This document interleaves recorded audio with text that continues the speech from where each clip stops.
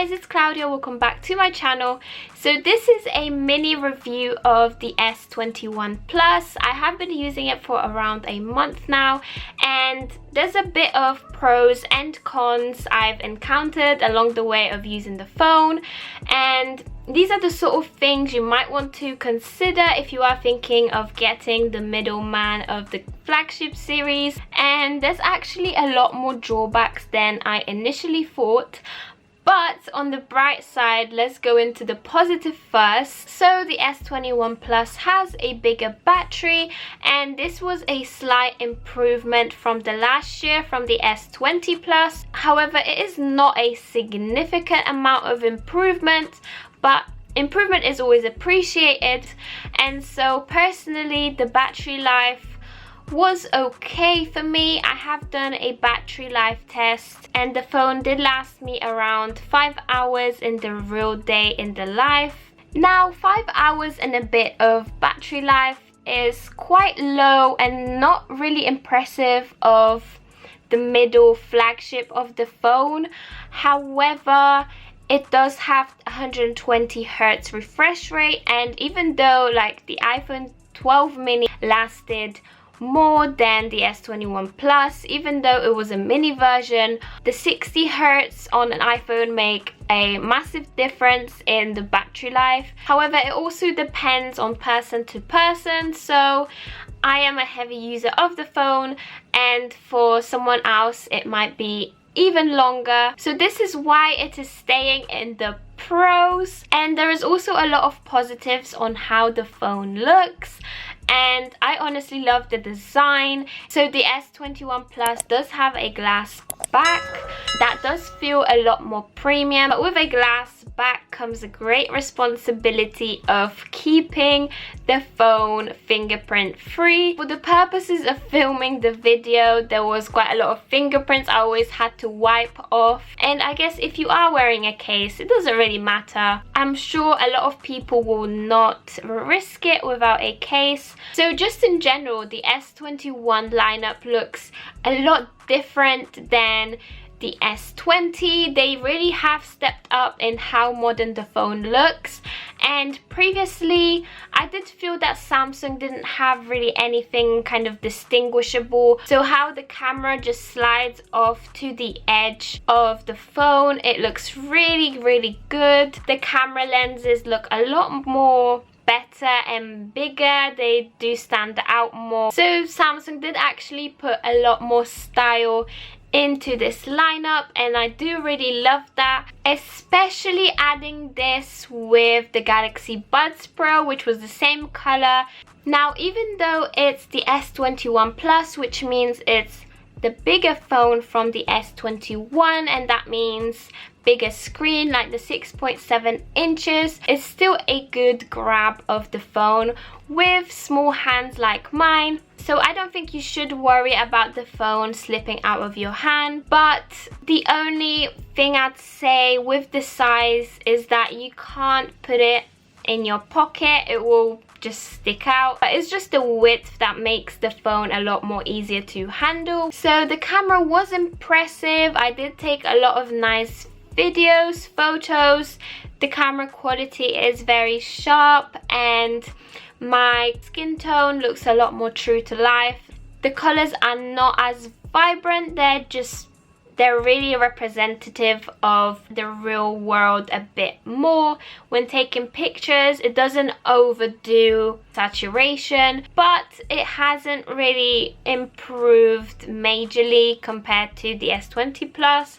So even though the videos were in 8K quality, S20 already had that, so there's nothing new there. Now with the practicality of the phone, you would actually get longer software updates. So if you do have the previous models of the Samsung lineups, they do only go to a certain extent. With this one, obviously, since it's the most recent phone, it will go a lot more longer for software upgrades, and that's a very positive aspect of your phone, as you do want the newer features. So I feel like that's a big catch into this. And I think the most outstanding pro for me is the ultra wideband technology.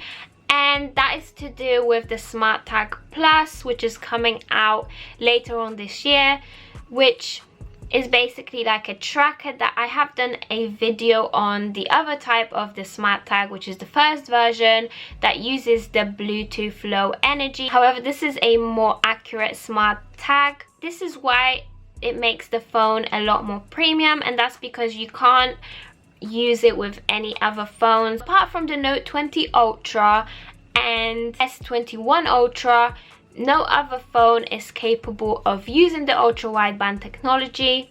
And the last thing I do want to mention, which is also a big pro of practicality of the phone, and it's that the fingerprint on the screen is so much more accurate and faster. It's actually 50% faster than the S20, so there was a massive improvement there. But now here comes the cons, and you might have seen in my unboxing video of the S21 Plus that they did not include a charging brick and also earphones. That is not very convincing for an Apple user to switch to a Samsung device.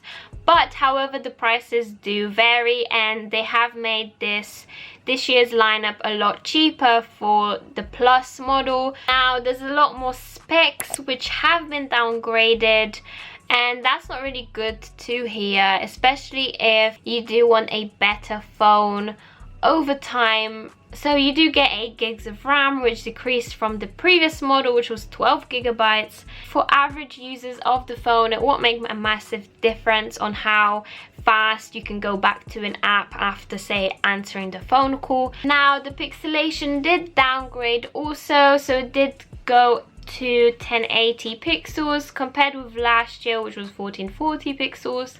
So there is a slight downgrade there, and also there is no micro SD card, and especially if you do have things like 8K videos, 4K videos and photos in good quality, they do require a lot more storage, and that can't be provided with the S21 Plus unless you do get the higher gigabyte models, and that's even more money. So that is a very big negative.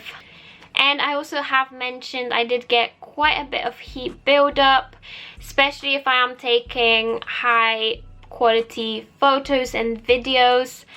It does get quite hot, or when I'm switching in between apps. However, over time I did find that it does not get as hot over time, so it could have been just at the start and when it was getting used to the battery usage. Now the final con is that there's no headphone jack, and now since it's a more modern phone, that was expected. However, others do rely on the headphone jack being there for more professional headphones. And so my overall thoughts are that it's not an awful phone, and I have had a lot of comments saying that, you know, it's a bit of a robbery that Samsung did decrease a lot of the specs. And yeah, I guess they have taken a lot of the good stuff from the phone, but they have also put a lot of good things into the phone, how fashionable it is. So that's a big step up for that. I do feel they haven't really improved much apart from the better fingerprint accuracy and speed, ultra wideband technology, which I really can't wait for with the SmartTag Plus. But I know for some people you won't really need that, so there hasn't been much improvements in the specs of the phone overall. So if you are very simple with your phone and just like the practicality of a phone rather than on how it looks, then you're probably better off with the S20 Plus, and it's still a 5G compatible phone, so you are not losing anything. So that is the end of the video. I hope this has been somewhat useful when you are considering on getting the S21 Plus. And if you also have any thoughts about the S21 Plus, or if anything you want to add, please do so in the comments below, and I will see you guys in my next video. Bye!